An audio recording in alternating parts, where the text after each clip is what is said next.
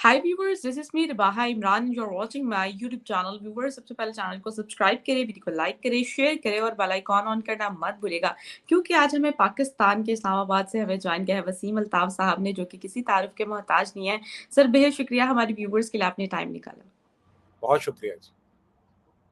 Sir viewers, programme का आगाज करने से पहले आप सबसे रिक्वेस्ट है कि सर के फेसबुक पेज को भी फॉलो कीजिए, बहुत ज़बरदस्त इनके व्यूज़ होते हैं, तो इनके पेज को लाजमी फॉलो कीजिए। वीडियो यानी कि जो उनके पेज का लिंक है वो मैं नीचे डिस्क्रिप्शन में लगा दूंगी, तो लाजमी फॉलो कीजिएगा। आज हम जिस टॉपिक पे बात करने जा रहे हैं वो किर्गिस्तान में जो बच्चों पर तशद्दुद किया गया, पाकिस्तानी बच्चों पर, इसके पीछे आखिर क्या रीज़न है, आज हम वसीम सर से जानने की कोशिश करेंगे। सर क्या कहेंगे कि इस पूरी स्टोरी का क्या बैकग्राउंड है, आखिर क्यों पाकिस्तानी बच्चों पर तशद्दुद किया जा रहा है और क्या समझते हैं आप, क्या स्टोरी है इसके पीछे, पूरा क्या बैकग्राउंड है? देखिए जी, बेसिकली जो ये झगड़ा शुरू हुआ था, ये इजिप्शियन और किर्गिज जो लोकल्स हैं उनके दरमियान हुआ था। कुछ इजिप्शियन लड़कियां थीं, उनके साथ कुछ शरारत हुई और फिर वो इजिप्शियंस ने उनको मारा, लड़कों ने। तो उसके बाद क्या हुआ कि वो जो मकामी लोग थे उन्होंने वो एक वीडियो सोशल मीडिया पे अपलोड कर दी जिसमें दिखाया जा रहा था कि किर्गिज को गैर मुल्की मार रहे हैं। तो उसके बाद फिर ये एकदम से एजिटेट हो गए, यानी वो जब सर्कुलेट हुई है वीडियो तो एजिटेट हो गए, तो उन्होंने फिर मारना शुरू कर दिया लोगों को।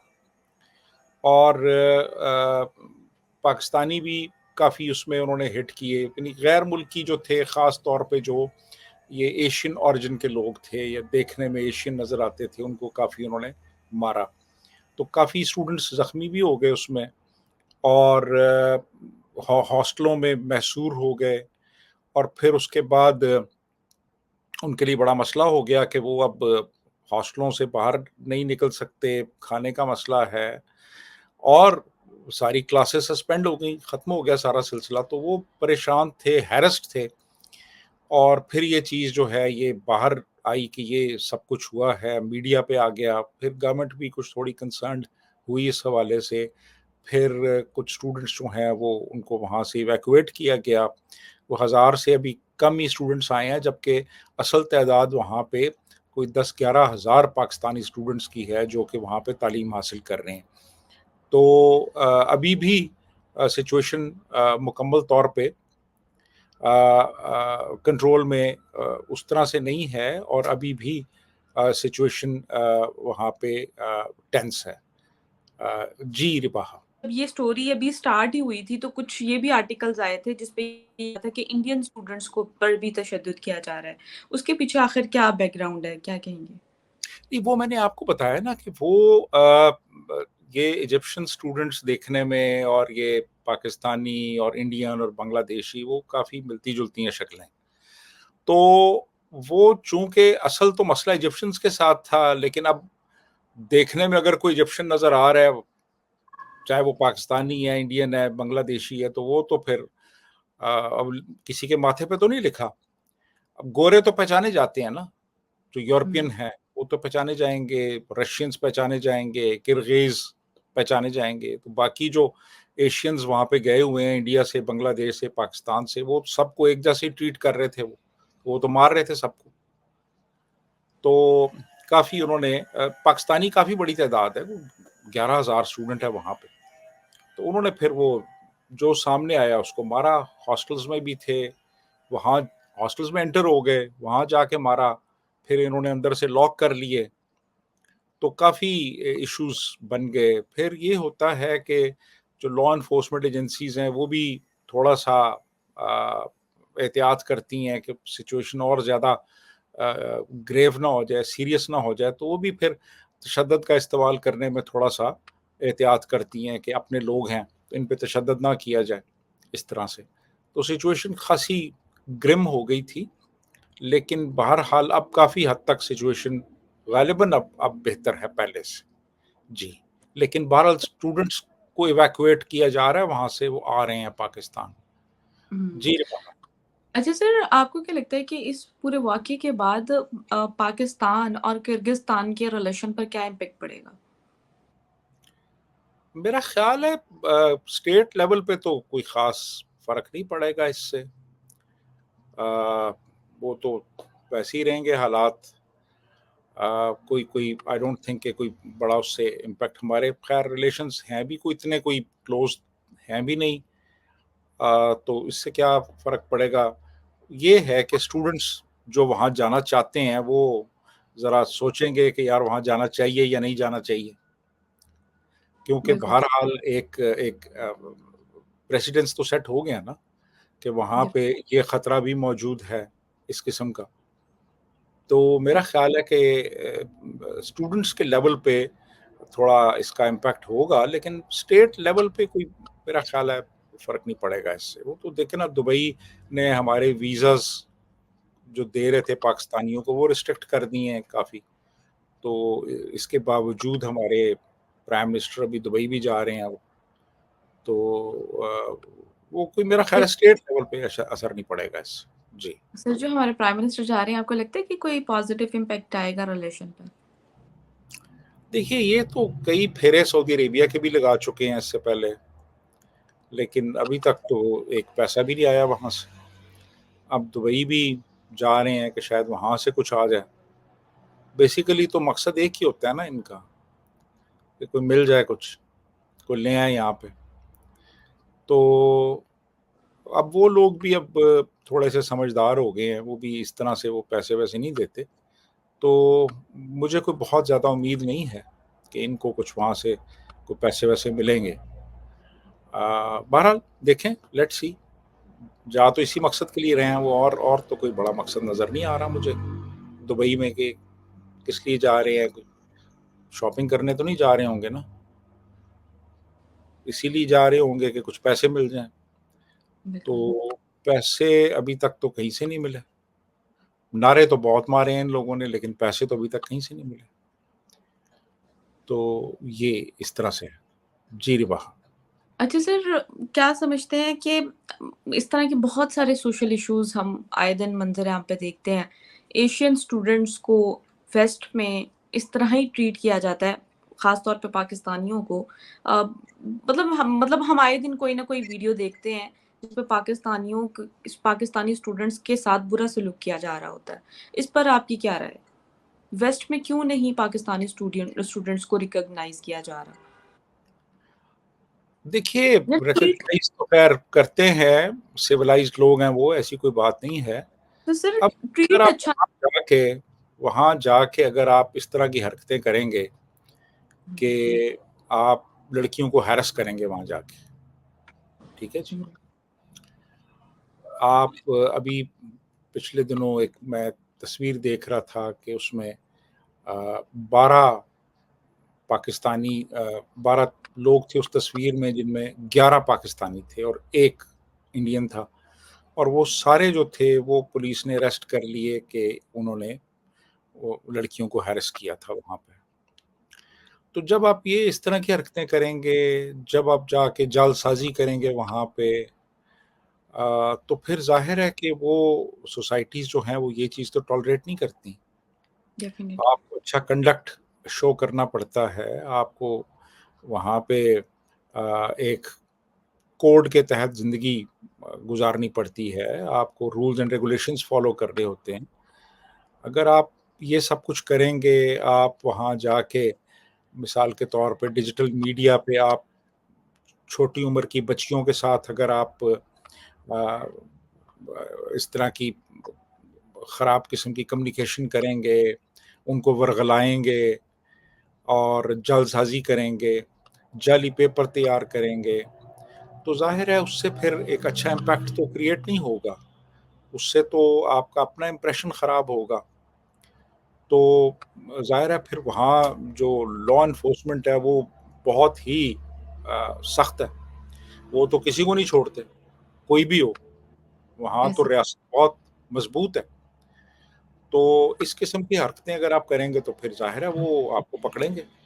लेकिन अगर आप एक सही अच्छे शहरी की तरह वहाँ पे रहते हैं, रूल्स एंड रेगुलेशंस को फ़ॉलो करते हैं, तो मैं नहीं समझता कि कोई ऐसा मसला हो सकता है किसी के साथ।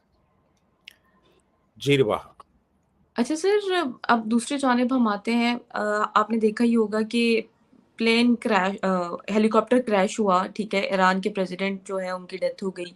और बहुत सारे लोग ये भी एलिगेशन लगाते हैं कि इसके पीछे अमेरिका का हाथ है। इस तरह की बहुत सारी चीज़ें जो हैं, बहुत सारे आर्टिकल्स लोग जो हैं वो अपने एंड पर जो है वो पब्लिश कर रहे हैं।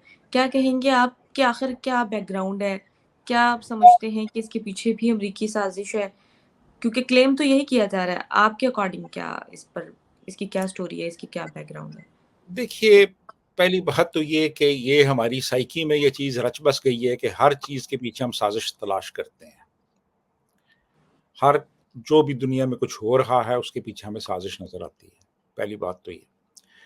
तो बज़ाहिर तो अभी तक कोई ऐसी एविडेंस नहीं मिली कि जिसकी बुनियाद पे ये कहा जा सके कि इस क्रैश के पीछे कोई साज़िश है या इसके पीछे किसी दूसरे मुल्क का हाथ है, अमेरिका का हाथ है या कहीं किसी और मुल्क का, इसराइल का हाथ है।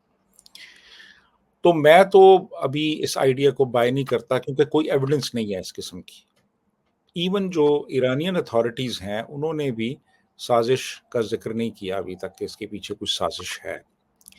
लेकिन हम साज़िश को रूल आउट भी नहीं कर हम सैबोटाज को हम रूल आउट नहीं कर सकते। पॉसिबिलिटी मौजूद है और हो सकता है कि कोई एक्सटर्नल पावर हो, इसराइल हो मिसाल के तौर पे, ठीक है? या अमेरिका हो।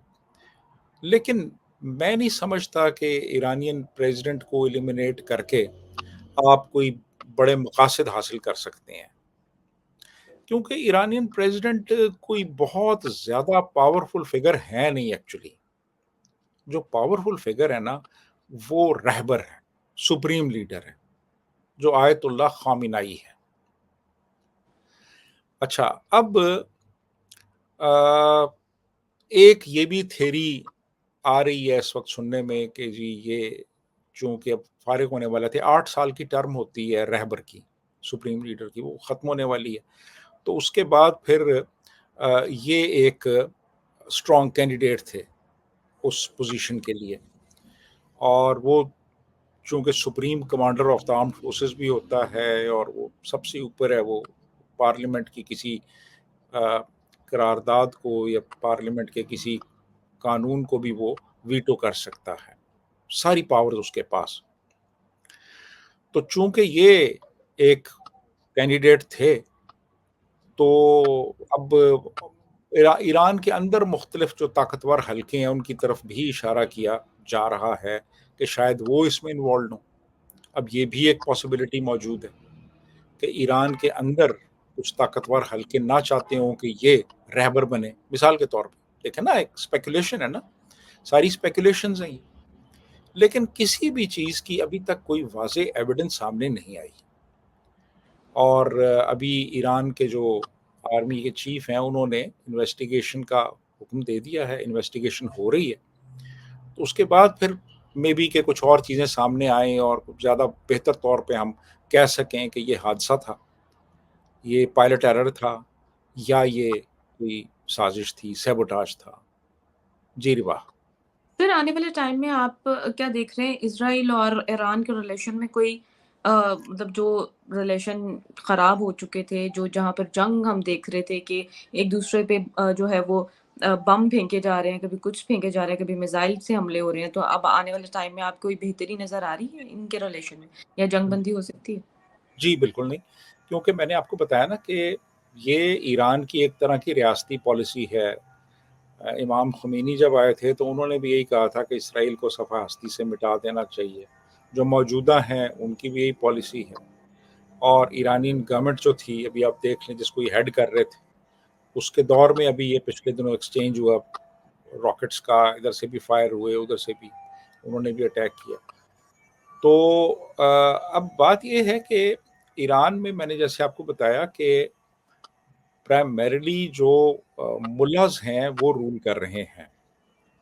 जो उनका सुप्रीम लीडर लीडर है वो और उसकी एक काउंसिल है और वो काउंसिल जो है वो मिल के जो क्रिटिकल डिसीजन मेकिंग है वो करते हैं। प्रेसिडेंट जो है वो कोई रेडिकल चेंज नहीं ला सकता वहाँ पे। وہ کچھ چھوٹے موٹی تبدیلیاں کچھ کر سکتا ہے, کچھ ڈومیسٹک سطح پہ کچھ پالیسیز میں کچھ تبدیلی لا سکتا ہے, لیکن ایز سچ جو ریڈیکل چینجز ہیں یہ ایرانین پریزیڈنٹ نہیں لا سکتا, کیونکہ اس کے اختیارات بڑے محدود ہیں, اور ایران کے جو ملاز ہیں ان کی اپنی ایک سوچ ہے, اپنا ایک ورلڈ ویو ہے, اپنی ایک پالیسی ہے جس کے تحت وہ پورے نظام کو چلا رہے ہیں. اور تو اسرائیل جو ہے نا وہ کسی بھی صورت ان کے لیے ایکسیپٹیبل نہیں ہے. وہ تو کہتے ہیں کہ اس کو صفحہ ہستی سے ہی مٹا دیا جائے. تو جب آپ کی یہ اپروچ ہو کہ آپ میوچول کو ایگزسٹنس پہ آپ یعنی بلیو ہی نہیں کرتے کہ یار یہ چیز بھی ہونی چاہیے, تو پھر تو آپ ظاہر ہے کہ پھر تو وہ ٹینشن رہے گی, وہ کانفلکٹ رہے گا, وہ تو لمبے عرصے تک چلتا رہے گا. وہ تو اسٹیٹ کی ایک طرح کی پالیسی بن گئی نا. تو میرے خیال میں تو کوئی تبدیلی نہیں آئے گی ایران کی جو اسرائیل کی طرف جو پالیسی ہے اس میں. ربا. صحیح ہو گیا. اچھا سر، اب بات کر لیتے ہیں ہم تھوڑا سا پاکستان کے بیک گراؤنڈ کے حوالے سے. پاکستان کی جو اکانومی کی کرائسس چل رہے ہیں ریسنٹ، ہم نے یہ بھی دیکھا تھا کہ کشمیر میں بہت زیادہ مطلب ایک پورا ایک ویک جو ہے کشمیری پروٹیسٹ جاری رہے تھے. اس کے بعد پاکستانی گورنمنٹ نے جو سر آپ کیا سمجھتے ہیں کہ وہ جو ڈیمانڈز ان کے لیے کشمیریوں کے لیے پوری کی گئی تھی، تو کیا پاکستانی عام عوام جو ہے ان کے لیے یہ اس طرح کی اپرچونیٹیز یا اس طرح کی جو ریلیفز ہیں ان کے لیے کیوں نہیں، صرف کشمیریوں کے لیے بھی فور دا ٹائم بینگ کیوں؟ وہ تو پھر سڑکوں پہ نکل آئے تھے نا وہ لوگ, انہوں نے تو مظاہرے کیے تھے. تو یہ سارا کچھ منوانے کے لیے پھر آپ کو بھی سڑکوں پہ نکلنا پڑے گا.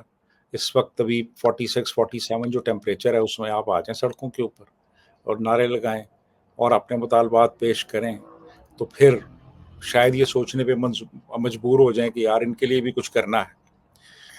تو کوئی اور تو مجھے شریفانہ راستہ نظر نہیں آ رہا کہ آپ کے وہ جو مسائل ہیں ان کو یہ لوگ سمجھیں, اور بجائے اس کے کہ یہ نان ڈیولپمنٹل جو ایکسپینڈیچرز ہیں ان کو کم کریں.